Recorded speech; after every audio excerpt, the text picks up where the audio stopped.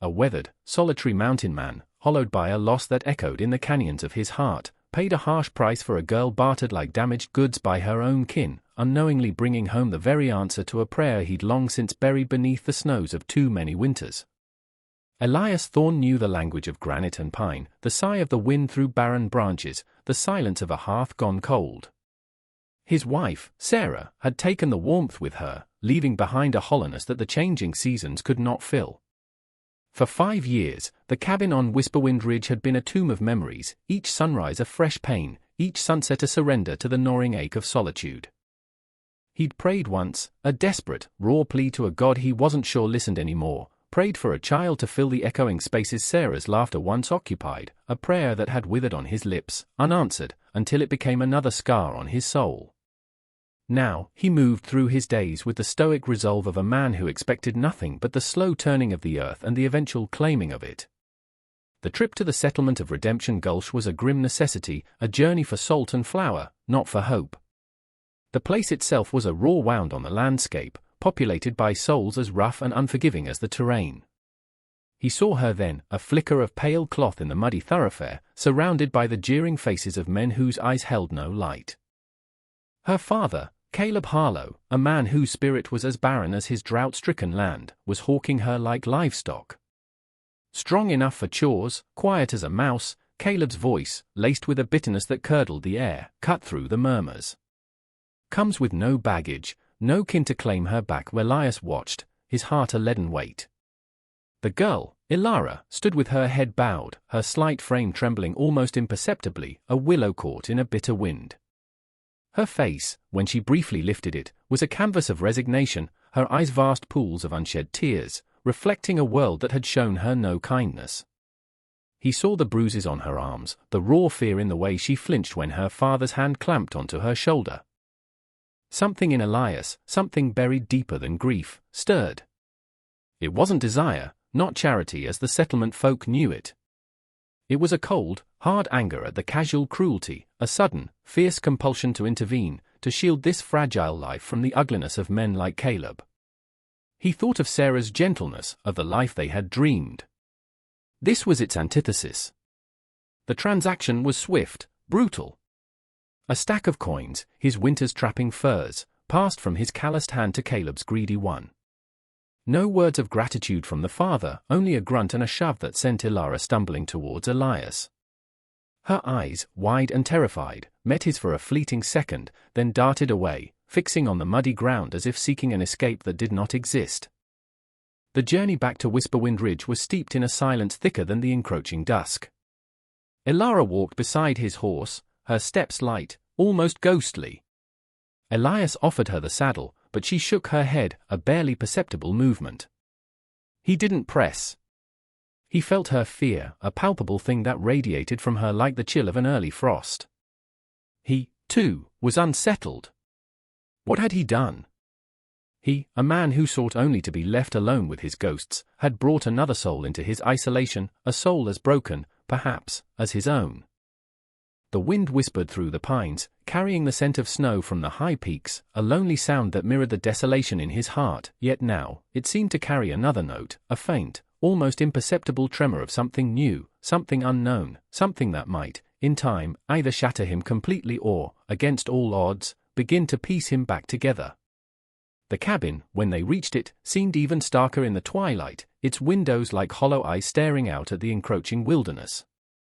He had bought a life, but he had no idea what to do with it, nor did he understand the profound, life-altering current he had just waded into.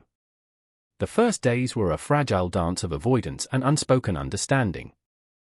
Elias moved with the heavy, deliberate economy of a man long accustomed to solitude, his grief a cloak he wore as habitually as his worn sheepskin coat. He showed Ilara the small, lean-to room that had once been Sarah's sewing space, its window overlooking the stark, beautiful expanse of the valley. It was cold, sparsely furnished with a narrow cot and a single, threadbare blanket. He left a thicker quilt, one Sarah had stitched with painstaking care, folded at the foot of the cot, a silent offering he couldn't quite articulate. He expected tears, perhaps resistance, but Ilara merely slipped into the room like a shadow, her presence almost insubstantial. Food was another language. He'd leave a plate of stew or pan-fried venison on the rough-hewn table, retreating to the far side of the main room, pretending to mend tack or sharpen his axe, acutely aware of her tentative movements as she approached the offering. She ate little, her bite small and hesitant, as if expecting the food to be snatched away. Her silence was a wall, vast and impenetrable. He wondered what horrors had built it, what cruelties had taught her that her voice was a liability. He knew her story only in the brutal, transactional terms of her sale, a burden her family could no longer, or would no longer, bear. The settlement's whispers had hinted at a failed betrothal, a girl deemed unworthy or barren by a prospective groom's family, returned to her father like faulty goods. Elias found himself watching her when she thought he wasn't.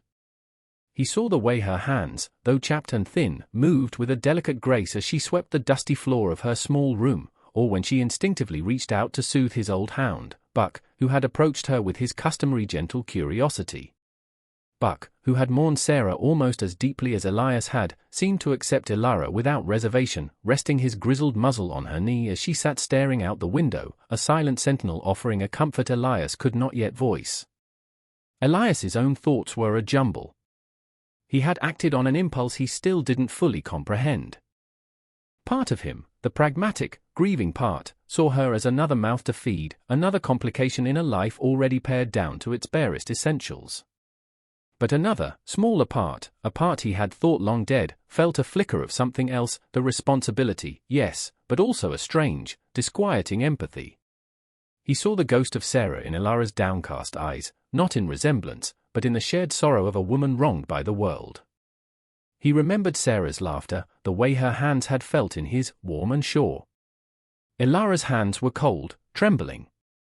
He found himself leaving small things for her, a slightly less bruised apple from his meager store, a cup of weak, sweetened tea by the hearth in the pre-dawn chill. He'd hear the soft rustle of her movements, the clink of the cup, and know she had accepted them.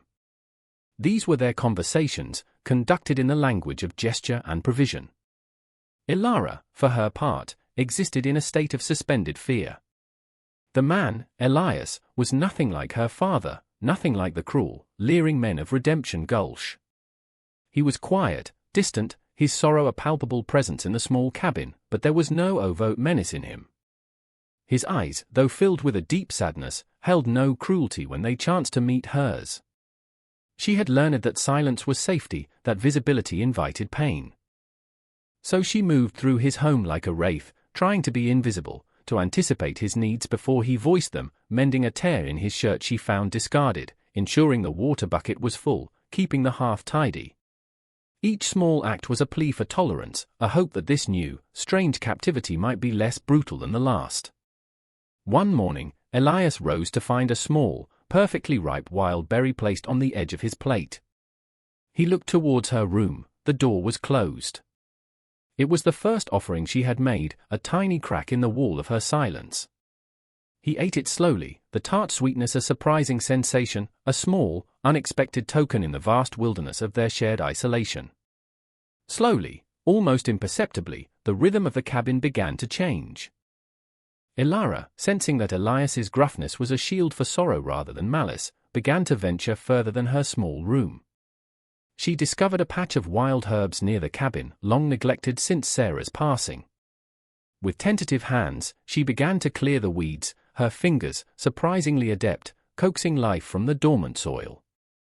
Elias watched her from the woodpile, his axe strokes faltering for a moment. Sarah had loved that herb garden. Seeing Elara there, her slender back bent to the task, stirred a complex mix of pain and a strange, nascent warmth.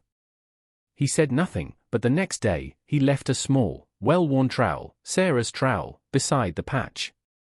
He saw her pick it up, her fingers tracing the smooth wood of the handle, a flicker of surprise in her usually guarded eyes. Her contributions grew. She mended his clothes with stitches so fine they were nearly invisible, far surpassing his own clumsy efforts. She had a quiet way with the few chickens he kept, their usually skittish behavior calming under her gentle ministrations. One evening, he found her humming, a soft, almost inaudible melody, as she scattered grain for them. The sound, so unexpected, so fragile, caught him off guard. It was the first truly human sound he had heard from her, beyond the rustle of her movements or the occasional soft sigh. It reminded him that beneath the layers of fear and silence, there was a person, a young woman with a life force dimmed but not extinguished. Elias found himself observing her more closely, not as a burden or a purchase, but as an individual. He noticed the subtle intelligence in her eyes when she listened, the way she seemed to anticipate the needs of the cabin, the land, even Buck, before anyone else. There was a deep, intuitive understanding in her, a connection to the living world that he, in his grief, had almost forgotten. He began to see not the broken girl the settlement had scorned, but a resilience that was both heartbreaking and admirable. One afternoon, a late spring storm blew in with sudden fury, the wind tearing at the eaves, the rain lashing down in sheets. A young lamb, born only days before to one of his few ewes, had become separated from its mother and was bleating pitifully in the small corral, exposed to the elements. Before Elias could even react, Ilara was out the door, her thin dress clinging to her as she battled the wind and driving rain. She reached the terrified lamb, her movement swift and sure, gathering it into her arms, shielding it with her own body as she fought her way back to the meager shelter of the barn. She spent hours there, drying the trembling creature, warming it with her own body heat, murmuring soft sounds that Elias couldn't quite hear but that seemed to calm the animal. By morning, the lamb was weak but alive, nestled against its mother. Elias had watched from the doorway of the barn, a silent witness to her quiet strength, her selfless compassion. Later that day, he took a piece of pine and began to whittle. He was no artist, but his hands, skilled with an axe and a knife, slowly shaped the wood. He carved a small, simple bird, its wings slightly uplifted, as if about to take flight. He sanded it smooth with a piece of worn leather, the scent of pine filling the small space around him. That evening, he left the wooden bird on the windowsill of her room, where the morning light would catch it. It was a wordless acknowledgement, a clumsy expression of a gratitude and respect that was slowly, unexpectedly, taking root in his hardened heart. He didn't know if she understood its meaning, but the next morning, the bird was gone from the sill. He caught a glimpse of it later, clutched in her hand as she stood by the window, looking out at the mountains, a silent sentinel with a secret treasure. And he noticed then, for the first time, a subtle softening around her mouth, a lessening of the constant tension in her shoulders. The frozen ground of their existence was beginning, ever so slightly, to thaw. He also noted, with a fleeting, almost subconscious observation, a new fullness to her simple dress, a slight weariness in her movements that he attributed to the hard work and the sparse rations of their isolated life. The truth, hidden deep within her, remained her closely guarded, terrifying secret. The need for supplies eventually drew Elias back towards the harsh judgment of Redemption Gulch. He had put it off for as long as possible, the thought of exposing Ilara to the town's cruel scrutiny filling him with a protective anger he hadn't felt in years. But the flour sack was nearly empty, and the salt was running low. He told her, his words clipped and functional, "Town. Need supplies." He saw the flicker of fear in her eyes, the immediate withdrawal. He hadn't intended to take her, but she looked so small, so utterly alone at the prospect of being left, that a different, equally unwelcome thought surfaced. Leaving her vulnerable here, should anyone from the settlement decide to venture up the ridge, felt wrong. "You come," he stated, more an order than an invitation, but his tone lacked its usual harshness. He didn't want her to mistake it for a desire for her company, yet the alternative, her solitary fear, was worse. The journey was tense. Ilara rode the old mare this time, Elias walking alongside, his rifle resting easy in the crook of his arm, his eyes scanning their surroundings with a vigilance that was now twofold. When they reached the outskirts of Redemption Gulch, the familiar cacophony of the settlement, the clang of the blacksmith's hammer, the boisterous shouts from the saloon, the barking of stray dogs, seemed louder, more offensive than usual. As they moved down the main thoroughfare, heads turned. Whispers followed them like flies buzzing around a carcass. He felt Ilara shrink, her shoulders hunching, her gaze fixed on the mare's dusty mane. At the mercantile, Silas Blackwood, the proprietor, a man whose eyes missed nothing and whose tongue wagged freely, gave Ilara a long, assessing stare. "Thorn," he greeted Elias, his voice oily. "See, you've acquired some help." The implication was clear, insulting. Elias's jaw tightened. "Just supplies, Blackwood," he bit out, his voice a low growl. As he listed his needs, he was acutely aware of the other patrons, their sideways glances, their hushed comments. He saw Mrs. Gable, the town's self-appointed moral guardian, her lips pursed in disapproval, her eyes like sharp little stones, boring into Elara. "Some folks have no shame," Mrs. Gable declared loudly to her companion, though her words were meant for Elias and Elara. Taking in strays, and damaged ones at that, Elara flinched as if struck. Elias slammed a coin down on the counter with more force than necessary. "Anything else you need to say, Martha?" he challenged, his voice dangerously quiet. Mrs. Gable, momentarily cowed by the cold fury in his eyes, sputtered and turned away, but the damage was done. The venom of her words hung in the air. Elara looked utterly defeated, her face pale, her eyes holding a familiar haunted look that wrenched at something deep inside him. He wanted to gather her up, to shield her, to carry her away from this place and its poison. Instead, he finished his transaction with terse efficiency, loaded the supplies onto the pack mule, and helped Elara back onto the mare. As they were leaving, a rough voice called out, "Thorn! That you with my property?" It was Caleb Harlow, Elara's father, his face flushed with drink, his eyes narrowed and malevolent. He lurched towards them, a sneer twisting his lips. "Thought I smelled something rotten." Figured it was hurt. Elara froze, her knuckles white where she gripped the reins. Elias stepped between Caleb and the mare, his body a solid, unyielding barrier. "She's not your property anymore, Harlow," Elias said, his voice flat and cold as river stone. "You made your sale. Now move along. She's still my blood," Caleb spat, "and good for nothing, as I recall." "Barren, ain't she? Or did you find a use for her yet, Thorn?" The crude insinuation made Elias's hand itch for his rifle. But violence here would only make things worse for Elara. "What I found," Elias said, his gaze unwavering, "is a sight better than what you threw away. Now get out of my sight before you regret it." There was a promise in his tone that even Caleb, dulled by alcohol, could not miss. Muttering curses, Harlow stumbled back, but his parting glare at Elara was filled with malice. The ride back to Whisperwind Ridge was even quieter than their first journey, the silence now heavy with shame and renewed fear for Elara, and a simmering, protective rage for Elias. He felt a bond solidifying between them, not of affection, perhaps not yet, but of shared adversity. They were two solitary souls against a cruel world, and he found himself increasingly unwilling to let that world touch her. He realized, with a jolt, that her pain was becoming his own. The isolation of his ridge, once a symbol of his grief, now felt like a sanctuary, a place where he could, perhaps, keep her safe. He just didn't realize how much danger already resided within her, a secret growing with each passing day. The subtle changes in Elara's form became less subtle as the weeks turned into months. The fullness of her dress was no longer attributable to a few extra meals, a gentle rounding of her belly was becoming undeniable, at least to her own terrified awareness.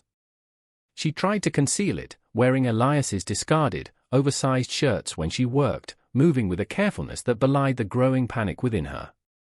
Each morning, she awoke with a fresh wave of dread. What would he do when he knew?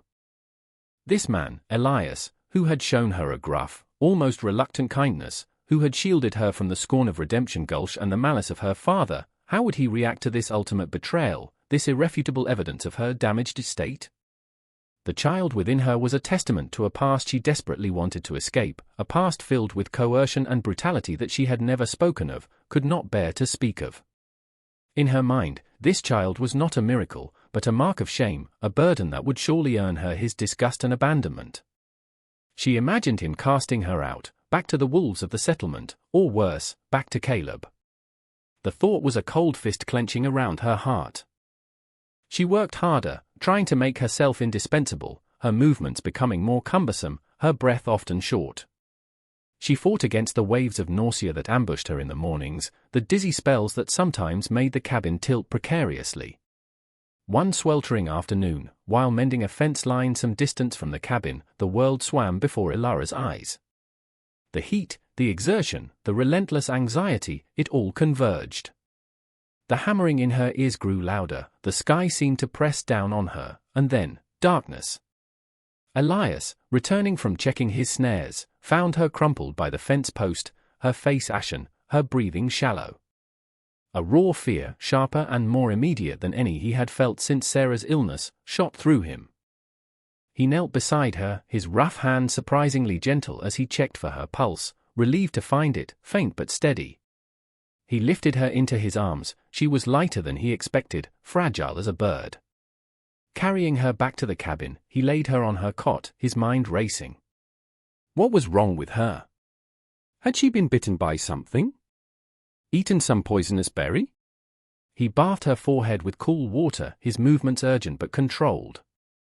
As he loosened the collar of her dress to help her breathe, his hand brushed against the undeniable swell of her abdomen.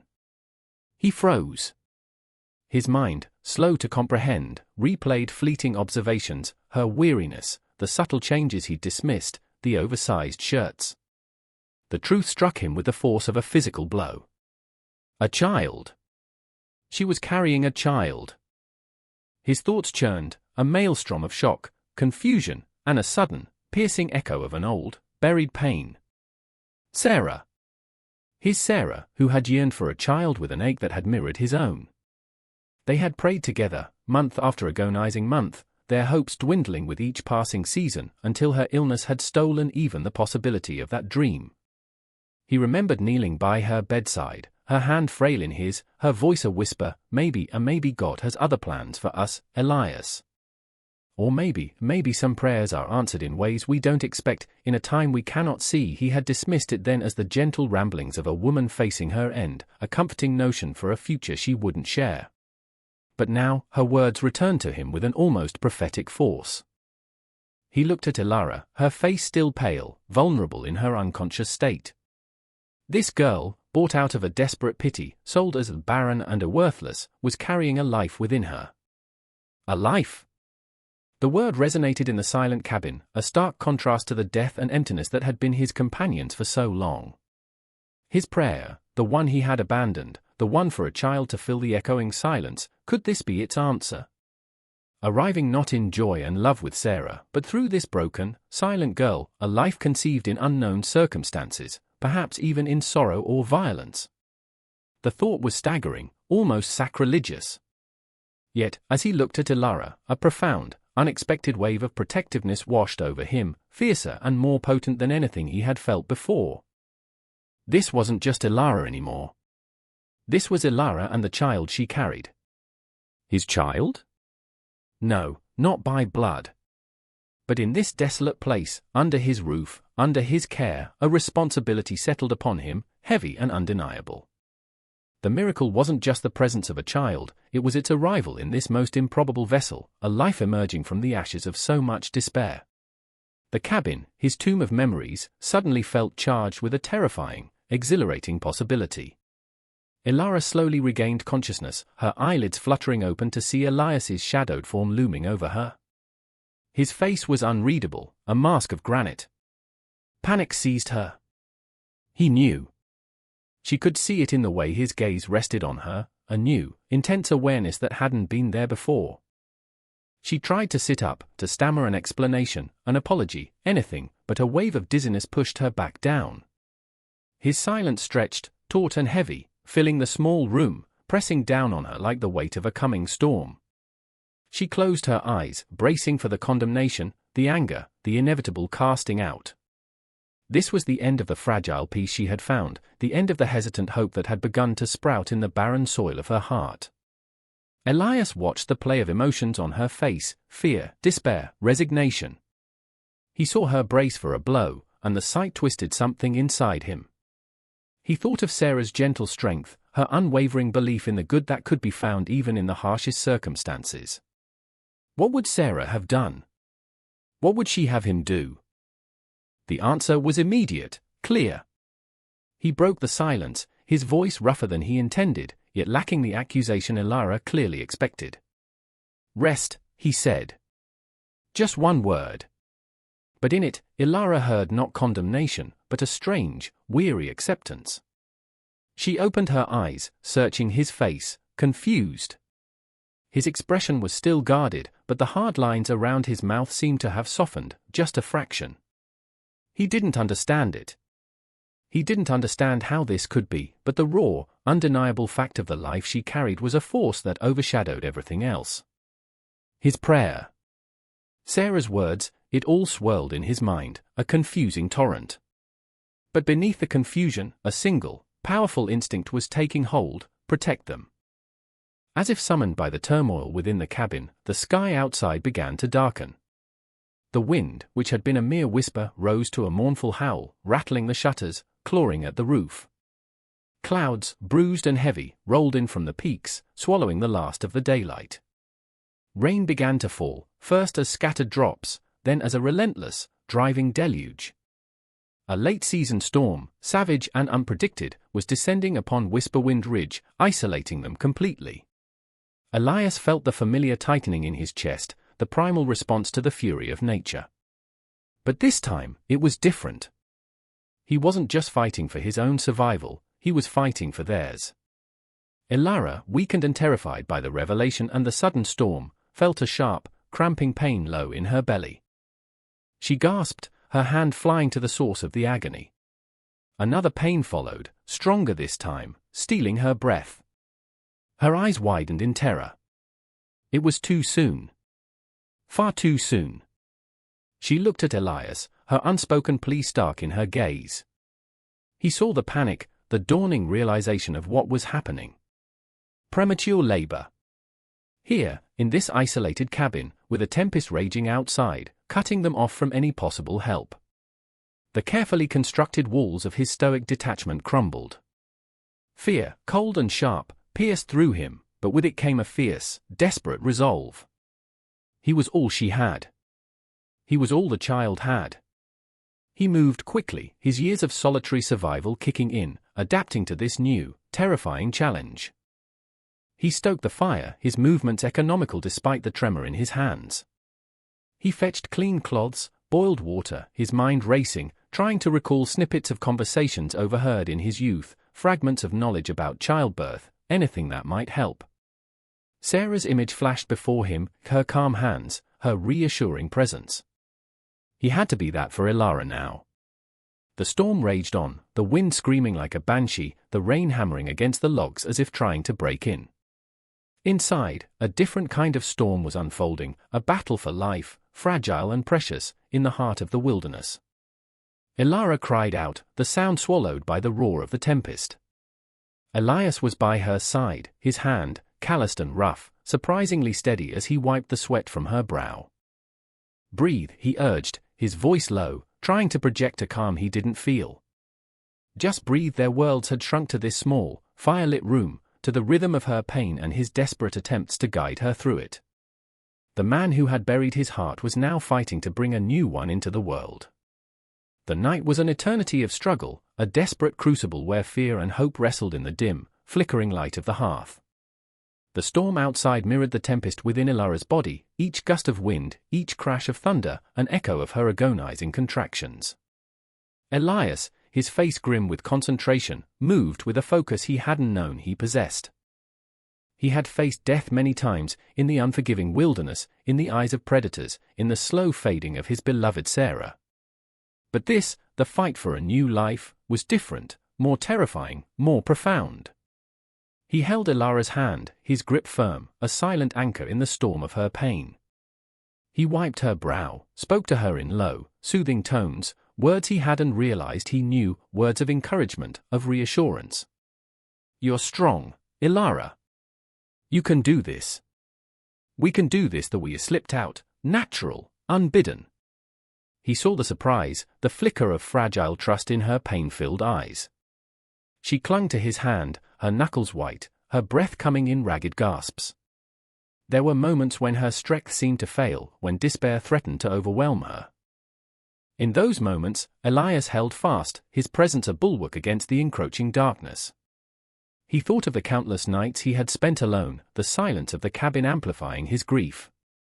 Now, the silence was broken by the raw, elemental sounds of life struggling to be born, and he found himself not recoiling, but leaning into it, willing this child, this unexpected miracle, into existence. He remembered Sarah's soft prayers for a baby, the tiny clothes she had hopefully, secretly stitched, now packed away in a cedar chest. He had never imagined he would be here, in this moment, playing this role, his hands, accustomed to the axe and the rifle, now tasked with coaxing a new soul into the world. The hours bled together. The fire dwindled and was replenished. The storm raged and then, as dawn approached, began to subside, its fury spent. And then, with a final, desperate cry from Ilara and a surge of effort that seemed to draw upon every ounce of her being, the child was born.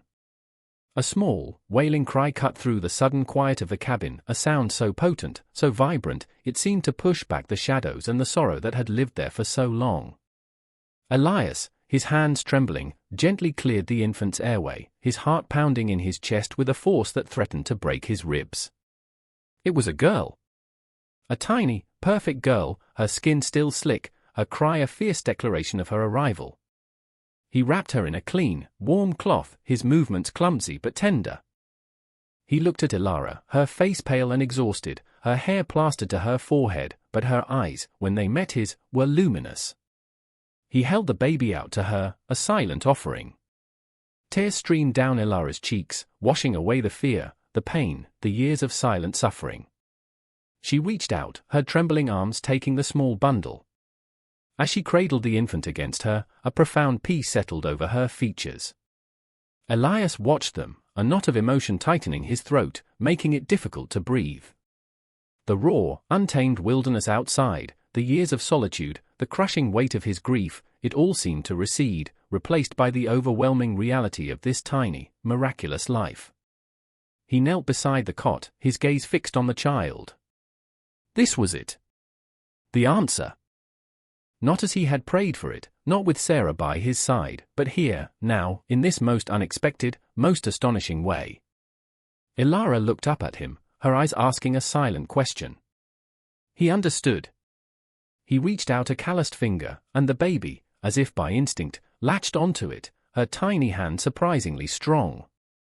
A smile, the first genuine smile Ilara had ever seen on his face, touched Elias's lips. It transformed him, erasing years of sorrow, revealing the man he had once been, the man he could be again. Our child, he whispered, the words raspy, thick with unshed tears. His child. Her child. Theirs. Ilara's answering nod was almost imperceptible, but her eyes, shining with tears and a dawning, incredible hope, said everything. In the quiet aftermath of the storm, in the fragile light of a new day, a family had been born. The days that followed were draped in a quiet hush, a stark contrast to the violence of the storm and the intensity of the birth. Ilara recovered slowly, her strength gradually returning, nurtured by Elias's surprisingly tender care. He cooked for her, simple, nourishing broths and stews, ensuring she rested, his concern a silent language she was beginning to understand more deeply than any spoken words. The baby, whom they wordlessly began to call Hope, was a tiny, demanding presence that reordered their world. Her cries filled the cabin, not with annoyance, but with a vibrant affirmation of life. Elias, the stoic mountain man, found himself mesmerized by the infant. He would watch her for hours as she slept in a makeshift cradle he had fashioned from a sturdy wooden box, her tiny chest rising and falling, her small face serene. He learned to change her swaddling, his large, rough hand surprisingly deft. He learned the rhythm of her needs, the different tones of her cries. Ilara, too, blossomed in a way Elias had never anticipated. Motherhood transformed her. The fear that had been her constant companion began to recede, replaced by a fierce, protective love for her daughter. She hummed soft lullabies as she nursed Hope, her voice, once silenced by trauma, now finding its purpose in these gentle melodies. The silence between Elias and Ilara was no longer a chasm of unspoken grief and fear, but a comfortable space filled with shared purpose and a growing, unspoken tenderness. They moved around each other in the small cabin with an easy familiarity, their tasks intertwined. He would chop wood while she nursed the baby, she would mend clothes while he watched over Hope. Small moments of connection became milestones, the first time Hope's tiny fingers curled around Elias's calloused thumb, a shared smile over the baby's comical sneeze, the quiet evenings by the fire, the three of them together, a fragile, unlikely family unit. One afternoon, a week after Hope's birth, they heard the sound of an approaching horse. Elias tensed, his hand instinctively going to the rifle that always leaned near the door. Ilara clutched Hope closer, her eyes wide with a flicker of old fear. It was Doc Miller from Redemption Gulch, his face etched with concern. News of the storm's ferocity had reached the settlement, and he had ridden out as soon as the pass was clear enough, concerned for the solitary man on Whisperwind Ridge. He hadn't expected to find this. Doc Miller's surprise was evident as Elias, after a moment's hesitation, let him in. The doctor, a kind man who had tended to Sarah in her final days, took in the scene, Ilara, pale but serene, cradling a newborn, and Elias, his usual gruff demeanor softened by an undeniable protectiveness. He examined Ilara and the baby, his touch gentle, his pronouncements reassuring. "A healthy little girl," he said, smiling warmly at Ilara. "You did well, both of you." He looked at Elias, a knowing glint in his eye. "Seems this ridge isn't as empty as it used to be." Thorn before he left, Doc Miller paused at the door. "Word will get out, Elias," he said quietly. "Some folks won't understand. But some will. This child, she's a miracle." Considering Elias merely nodded, his gaze fixed on Hope. He knew the doctor was right. The world would intrude eventually. And it did, sooner than he expected. A few days later, Caleb Harlow appeared at the edge of the clearing, his face a mask of avarice and suspicion. He had heard the rumors, twisted and embellished by settlement gossip, that Thorn's bought woman had produced a child. "Come for what's mine," Caleb sneered, his eyes darting towards the cabin. "A child born to her is my blood, my property to sell if I choose." Elias stepped out onto the porch, his stance unyielding, his shotgun held loosely but purposefully in his hands. "This child is not yours, Harlow," Elias stated, his voice dangerously calm. "This child is ours. This is our home. You are not welcome here. Leave now, and don't ever come back. You can't keep her from me." Caleb blustered, but there was a new uncertainty in his eyes as he faced the transformed Elias, no longer just a grieving recluse, but a man fiercely defending his family. "I can, and I will," Elias said, his gaze like ice. "There's nothing for you here. Go." Caleb, seeing the unwavering resolve in Elias's eyes, the cold promise in the way he held the shotgun, hesitated. He looked from Elias to the closed cabin door, behind which he could hear the faint cry of the baby. For a moment, a flicker of something, perhaps a vestige of paternal feeling, or more likely, frustrated greed, crossed his face. Then, with a curse, he turned and stalked away, disappearing back into the trees. Elias watched him go, his heart still pounding, but a sense of grim satisfaction settled within him. He had protected them. He turned back to the cabin, where Ilara stood in the doorway, Hope in her arms, her eyes shining with a mixture of fear and a profound, dawning gratitude. He had stood against her past, and in doing so, had secured their future. The visit from Doc Miller, and Elias's subsequent, decisive confrontation with Caleb Harlow, subtly shifted the way Whisperwind Ridge was perceived, at least by some. Doc Miller, a respected voice in Redemption Gulch, spoke quietly of the small family, of the healthy baby girl, and of Elias Thorne's clear devotion. He didn't embellish, didn't offer opinions on the past, but his words painted a picture of nascent domesticity rather than scandalous impropriety. The harshest tongues, like Mrs. Gable's, still wagged, of course, fueled by prejudice and a lack of understanding. They whispered of shame and sin, predicting ruin for the man who had taken in damaged goods, but other, kinder voices began to emerge, tentative at first. Some of the older women, who had known loss and hardship themselves, who remembered Sarah Thorne's gentle spirit, felt a reluctant sympathy. A child was a child, after all, a blessing in any form. Slowly, cautiously, small tokens of acceptance began to find their way up the ridge. One day, Elias found a carefully wrapped bundle on his porch, a few knitted baby clothes, soft and warm, left by an anonymous hand. Another time, a basket with fresh eggs and a loaf of still warm bread appeared. Ilara, her initial fear of these offerings giving way to a hesitant gratitude, would look at Elias, her eyes questioning. He would merely nod, his own surprise hidden beneath his stoic exterior. He knew these were olive branches, tentative gestures from a community that was, perhaps, capable of more compassion than he had given it credit for. The child, Hope, grew.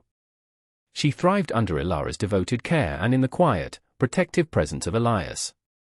Her first smile, her first gurgling laugh, the way her eyes followed them around the cabin, these small milestones became precious treasures, binding Elias and Ilara closer together in their shared parenthood. Ilara, too, continued to heal and transform.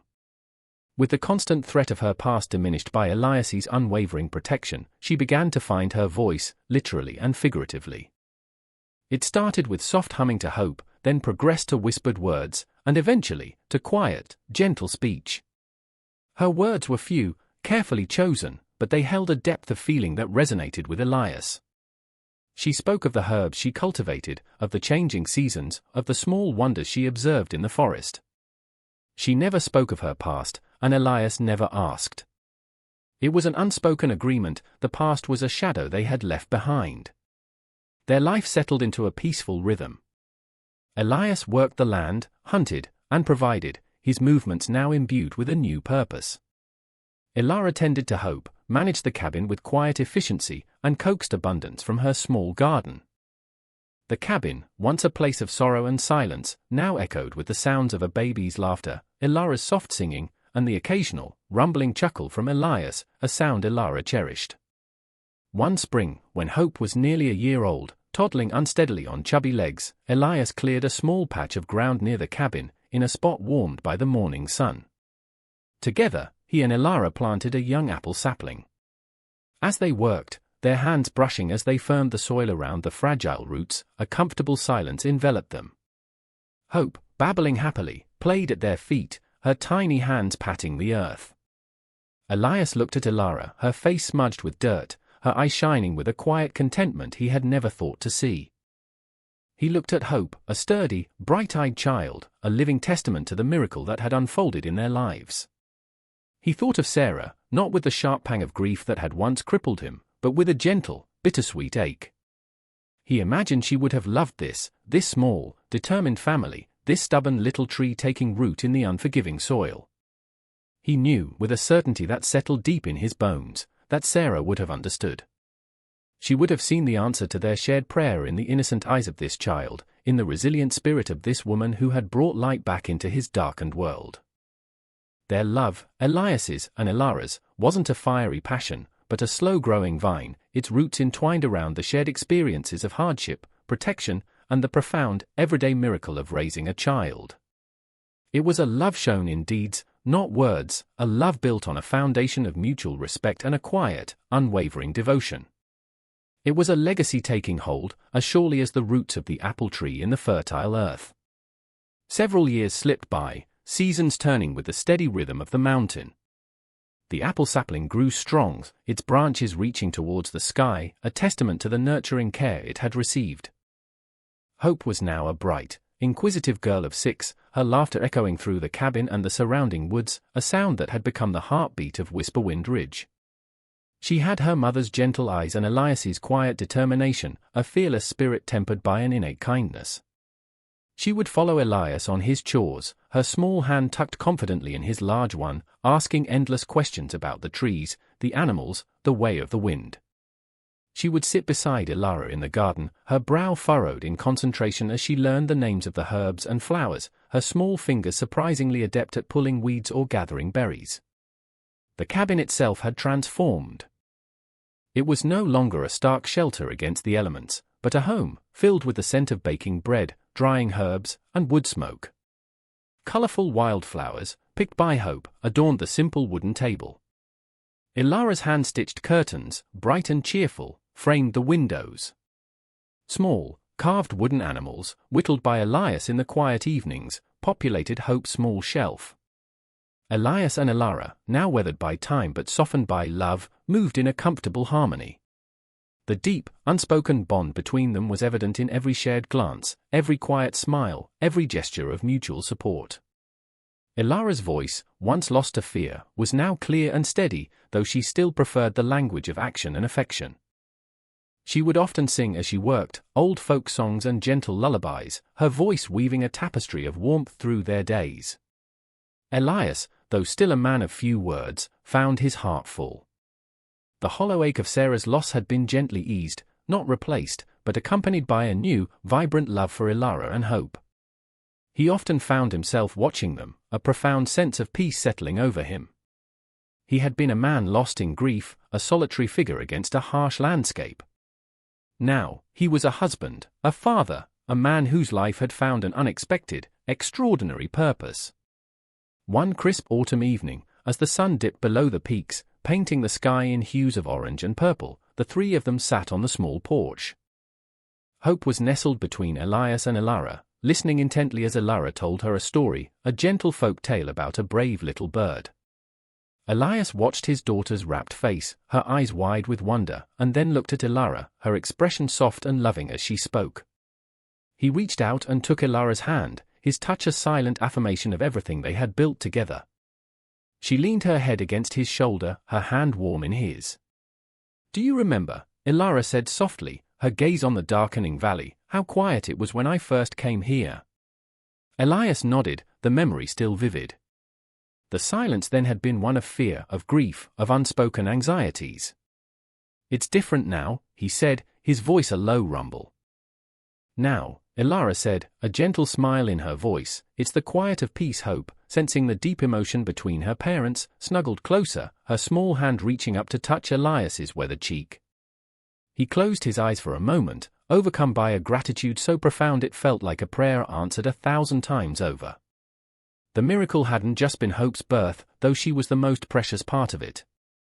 The true miracle was the healing, the love, the family that had blossomed in this unlikely place, from the most improbable beginnings. It was the transformation of a lonely widower and a discarded girl into a man and a woman bound by a love that had weathered storms both literal and figurative, a love that had turned a barren ridge into a haven of hope. Their journey had been one of hardship, of silence, of a transaction born of desperation, but it had led them to a truth more profound than any spoken vow, that love, in its most resilient form, could indeed be found in the most unexpected of places, a quiet, enduring legacy woven into the very fabric of their lives, as steadfast and enduring as the mountains themselves.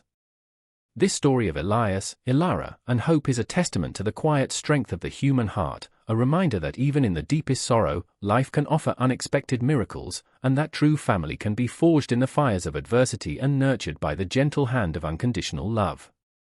If their journey from loneliness to belonging has touched your spirit, if you believe in the power of compassion to heal and transform, please share this story with others who might find solace and inspiration in its message.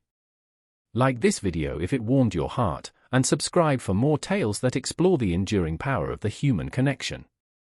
For in every act of kindness, in every moment of unexpected grace, lies the potential for a miracle as profound as the one that unfolded on Whisperwind Ridge.